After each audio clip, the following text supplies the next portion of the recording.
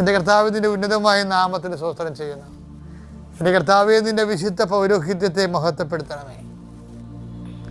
എൻ്റെ കർത്താവേ, സഭയിലുള്ള സാന്നിധ്യം പ്രകടമാക്കണമേ. കർത്താവേ, ഓരോ മനുഷ്യരും സാക്ഷ്യം പറയുമ്പോൾ വല്ലാത്ത അഭിഷേകം തോന്നിപ്പോകും. കർത്താവേ, അന്ന് ഡെയിലി ബ്രെഡിൽ പങ്കെടുത്ത് അച്ഛൻ ഇങ്ങനെ പറഞ്ഞപ്പോൾ കർത്താവ് എന്നോട് അച്ഛനിലൂടെ സംസാരിച്ചു, ഞാൻ ആ തീരുമാനം എടുത്തെന്നൊക്കെ പറയുമ്പോൾ ദൈവം എത്രയോ മനുഷ്യരെയാണ് ഈ ഡെയിലി ബ്രെഡിലൂടെ നീ നേരിട്ട് സംവദിച്ചു കൊണ്ടിരിക്കുന്നത്. അതിലെല്ലാം എനിക്ക് നന്ദി പറയുന്നു കർത്താവ്. ജീവിതത്തിന് ഒരു മേൽഗതി ഉണ്ടാകണം, ജീവിതത്തിനൊരു തീരുമാനമെടുക്കാൻ സാധിക്കണം എന്നൊക്കെ സന്നിഗ്ധമായ അവസ്ഥയിൽ വ്യക്തമായൊരു തീരുമാനമെടുക്കാൻ ഇപ്പോൾ കർത്താവിൻ്റെ ശക്തി നിന്നിൽ പ്രവർത്തിക്കട്ടെ. കർത്താവ് ജോലിയില്ലാത്തവരെ, വിസ പുതുക്കലിനെ കൊടുത്തിട്ട് കിട്ടാത്തവരെ, നാട് വിട്ടു പോകേണ്ടി വരുമെന്ന് ഓർത്ത് വിഷമിക്കുന്നവരെ, വീട് വിട്ടു പോകേണ്ടി വരുമെന്ന് ഓർത്ത് വേദനിക്കുന്ന വാടകക്കാരും, അതുപോലെ തന്നെ വീടില്ലാത്തവരും, അവരുടെ വിവാഹത്തിന് പിരിഞ്ഞു താമസിക്കുന്നവരും, ഓരോരോ നേട്ടത്തിന് വേണ്ടി ജീവിത പങ്കാളി ഉപേക്ഷിച്ചും മക്കളെയും കൊണ്ടുകൊണ്ടിരിക്കുന്നവരും അവരെല്ലാം സമർപ്പിച്ച് പ്രാർത്ഥിക്കുന്നു. കർത്താവെ, പല പല കാര്യങ്ങൾ കൊണ്ട് കുടുംബജീവിതം ഛിദ്രമായിരിക്കുന്നവരെ അങ്ങ് ഏറ്റെടുക്കുന്നത് പ്രാർത്ഥിക്കുന്നു. അവർക്കെല്ലാം എല്ലാത്തിനെയും അതിജീവിക്കാനുള്ള കൃപയും എല്ലാതും അതിജീവിക്കാനുള്ള ആത്മധൈര്യവും നൽകി ആ ശക്തി അവരെ അനുഗ്രഹിക്കണമേ. എൻ്റെ കർത്താവിൻ്റെ ഉന്നതമായ നാമത്തിൽ, സഭയുടെ അധികാരത്തിൽ, കുരിശിൻ്റെ അടയാളത്തിൽ മാർഗരോഗങ്ങളും തീരാവേദികളും ജീവദുരിതങ്ങളും യേശുക്രിസ്തു നീങ്ങിപ്പോകട്ടെ. Lord infuse his spirit of power and grace. ഇന്ന് ഒരു ചേച്ചി ഒരു സാക്ഷ്യം പറഞ്ഞ, എൻ്റെ മകൻ അവൻ്റെ ഉദ്യോഗമാണ്, ലോകത്ത് 4ാമത്തെ റാങ്കാണ് ആ വിഷയത്തിന്. അപ്പം എന്നിട്ട് അവർ പറയണത് എല്ലാം തീർന്നെന്ന് വിചാരിച്ചതാണ്. പക്ഷേ ഞാൻ എൻ്റെ മകൻ മാതാവിൻ്റെ മുഖത്ത് നോക്കി 4 ജപമാല ചെല്ലുന്നതാണ് എനിക്ക് ഏറ്റവും കൂടുതൽ സന്തോഷം തരുന്നത്. ഇവർ 4ാം സ്ഥാനത്താണ് അവരുടെ സബ്ജക്റ്റിൽ അവൻ പാസ്സായിരിക്കണം, ഇൻ്റർനാഷണൽ യൂണിവേഴ്സിറ്റിയിൽ. അമ്മ പറയണത് അവൻ 4 കൊന്ത ചെല്ലണത് കാണുന്നതാണ് എനിക്ക് അതിനേക്കാൾ സന്തോഷം നൽകുന്നതാണ്. അതൊക്കെ അവർ പറയുമ്പോൾ അവർ ചങ്ക് പറിച്ചാൽ പറയണത്, അല്ല വെറുതെ ഭംഗി വാക്ക് പറയണതല്ല.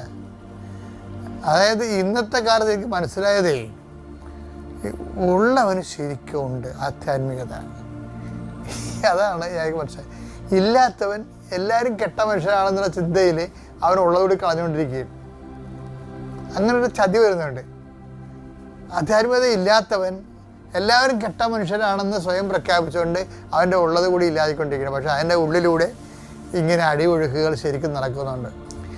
ദൈവത്തെ കണ്ടെത്തുക എന്നുള്ള കാര്യങ്ങൾ വളരെ ചുരുങ്ങിയിട്ടുണ്ട്.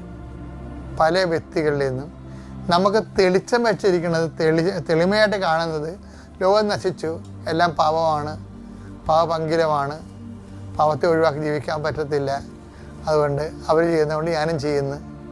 അങ്ങനെയാണ് ആൾക്കാർ കോംപ്രമൈസ് ചെയ്യുന്നത് പാപത്തോടെ. അവർ ചെയ്യുന്നതുകൊണ്ട് ഞാനും ചെയ്യുന്നുണ്ട്. പക്ഷേ ഈ വലിയൊരു സംഭവം ഒരു തട്ടിപ്പാണ് ശരിക്കും. എന്താ കാര്യം? നിന്നെപ്പോലെ ഒരു ഫ്രോഡിനെ യഥാർത്ഥ കൃപയിൽ നിന്ന് ഒഴിവാക്കാൻ വേണ്ടി ഒരു പക്ഷേ ആധ്യാത്മിക മേഖലയിൽ ഇടപെടുമ്പോൾ നമുക്ക് മനസ്സിലാകുന്ന സത്യമാണ്, വളരെ തന്ത്രപൂർവ്വമായിട്ട് ചില ആൾക്കാരെ ഒഴിവാക്കും. എന്താ കാര്യം? അവൻ അഡ്ജസ്റ്റ്മെൻറ്റിന് ആയിട്ടാണ് അതായത് കുറേ തിന്മയും കുറേ നന്മയൊക്കെ ആയിട്ട് കോംപ്രമൈസ് ചെയ്ത് പോകുന്ന ആൾക്കാരുണ്ട്. അവരോർക്കും മനുഷ്യരല്ലേ, മനുഷ്യന്മാരാകുമ്പോൾ അങ്ങനെയൊക്കെ ചെയ്യും, നമ്മൾ ആരും ദൈവമല്ലല്ലോ എന്നൊക്കെ പറഞ്ഞുകൊണ്ട് ഇങ്ങനെ ഓരോ തരികിട പറഞ്ഞുകൊണ്ട് ദൈവത്തിന് പണി കൊടുത്ത് ജീവിക്കുന്ന ആൾക്കാരല്ലേ. ഇത് ഫ്രോഡാണ്. അവനെ ഒഴിവാക്കാൻ വേണ്ടി ദൈവം എന്ത് ചെയ്യുന്നത് വെച്ച് കഴിഞ്ഞാൽ അവൻ്റെ തലയിൽ കൊടുക്കണ എല്ലാം ഇതുപോലെയുള്ള സംഭവമായിരിക്കും. എന്താണ്? ലോകം പോയി, എല്ലാവരും പാവത്തിലാണ്, നിയമം മാത്രം ഇവിടെ നല്ല ഇവിടെ ഒരു കാര്യമൊന്നുമില്ല.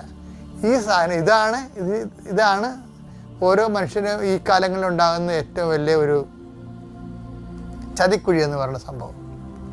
അതുകൊണ്ട് അതിന് ഈ കുഴിയിൽ ഒത്തിരി പേര് വീഴും. എന്നിട്ട് അവർ ദൈവത്തെ മറന്ന് ജീവിക്കും, ദൈവത്തെ ഒഴിവാക്കി ജീവിക്കും. അപ്പോൾ എന്നാ പറ്റും? ദൈവത്തിൻ്റെ ഒരു വംശമുണ്ട്, അത് ചെറിയ അജഗണമേ ഭയപ്പെടേണ്ട. ലൂക്കാ 12:32. ചെറിയ അജഗണമേ ഭയപ്പെടേണ്ട. ചെറിയ അജഗണമേ ഭയപ്പെടേണ്ട. എന്തെന്നാൽ നിങ്ങൾക്ക് രാജ്യം നൽകാൻ നിങ്ങളുടെ പിതാവ് പ്രസാദിച്ചിരിക്കുന്നു. ആൾക്കാർ ദൈവത്തിൽ നിന്ന് ദൈവത്തിലേക്കൊക്കെ വരുന്നതും ഒക്കെ എല്ലാം ഈ അനുഗ്രഹത്തിൻ്റെ ബേസിലാണ് വരണത്. ഈ ജീവിതത്തിന് വേണ്ടി എന്തെങ്കിലുമൊക്കെ ദൈവത്തിൽ നിന്ന് നമ്മുടെ പരാധീനതകൾക്ക് ഒരു പോരായ്മക്ക് പരിഹാരം കണ്ട് എത്തുക എന്നുള്ളതല്ലാതെ അതിൽ കവിഞ്ഞ് ഒരു അജണ്ട ആർക്കും ഇല്ല. അതുകൊണ്ടാണ് നമ്മുടെ പ്രാർത്ഥനാ ജീവിതം എല്ലാം ആ രീതിയിലാണ് നമ്മൾ ക്രമീകരിക്കണം. എന്തിനാണ് പ്രാർത്ഥിക്കണമെന്ന് വെച്ച് കഴിഞ്ഞാൽ ഇപ്പം ശരി പറയും, ഞങ്ങൾക്ക് പ്രാർത്ഥിക്കേണ്ട കാര്യമൊന്നുമില്ല, എന്താ ഞങ്ങൾക്ക് പ്രത്യേകിച്ച് ആവശ്യമൊന്നുമില്ലെന്ന് പറഞ്ഞ ആൾക്കാർ. എന്തൊരു നോൺസെൻസാണ് ശരിക്കും പറഞ്ഞാൽ. പ്രാർത്ഥിക്കണേ എന്തിനാണ്? പ്രാർത്ഥിക്കുന്ന ഒറ്റ കാര്യത്തിന് വേണ്ടിയാണ്.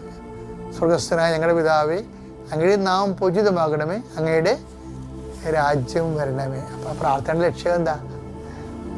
അനുഗ്രഹമല്ല, ഫിസിക്കൽ ഫേവേഴ്സ് അല്ല, അത് യൂസ് ആൻഡ് ത്രോ ആണ്. പിന്നെന്താണ്? അങ്ങയുടെ രാജ്യം വരണമേ. അങ്ങയുടെ രാജ്യം വന്നാൽ പിന്നെ എന്താ പ്രശ്നത്തെ? അത് പിന്നെ പോകത്തില്ല. നമ്മളെല്ലാവരും ധരിച്ചിരിക്കണം ഈ ഭൂമിയിൽ ദൈവരാജ്യം എന്ന് പറയുന്ന ദൈവത്തിൻ്റെ ഭരണം, ദൈവത്തിൻ്റെ ഇഷ്ടത്തോട് നമ്മുടെ ഇഷ്ടം ചേർത്ത് വെക്കുമ്പോൾ ദൈവത്തിൻ്റെ ഭരണമായി നമ്മുടെ ജീവിതത്തിലെ. അപ്പം നമുക്ക് ദൈവത്തിൻ്റെ ഇഷ്ടത്തോട് യാതൊരുവിധ ഒബ്ജക്ഷനുമില്ല. കാര്യം നമ്മൾ ആഗ്രഹിക്കുന്നത് ദൈവം ആഗ്രഹിക്കണതിന് നമ്മൾ ആഗ്രഹിക്കുന്നതും നമ്മൾ ആഗ്രഹിക്കുന്നതിന് ദൈവം ആഗ്രഹിക്കുന്നത്. അങ്ങനെ ഒരു അതിനാണ് ദൈവരാജ്യം എന്ന് നമ്മൾ പറയുന്നത്. ഇതിൻ്റെ ഗുണമെന്ന് പറയുന്നത്, ഈ ദൈവരാജ്യം വന്നാൽ പിന്നെ ഈ ദൈവരാജ്യത്തിലാണ് ഒരു വ്യക്തി ശരീരം ഉപേക്ഷിക്കണമെന്നുണ്ടെങ്കിൽ അവൻ ഈ ദൈവരാജ്യം കണ്ടിന്യൂ ചെയ്യും എപ്പോഴും. അപ്പം നമ്മൾ ചത്ത് കഴിഞ്ഞിട്ട് അവിടെ എന്തോ ഈ ഗാന്ധിയുടെ രാമരാജ്യമൊന്നുമല്ല നമ്മുടെ ദൈവരാജ്യം. ആ ദൈവസമാഗമത്തിൻ്റെ ദൈവത്തിൽ ആനന്ദിച്ച് സ്നേഹത്തിൽ സന്തോഷിച്ച് ദൈവത്തിൻ്റെ ആഗ്രഹത്തിനനുസരിച്ച് നമ്മുടെ ജീവിതം ക്രമീകരിച്ചുകൊണ്ട് പോകുന്ന സംഭവമാണ്.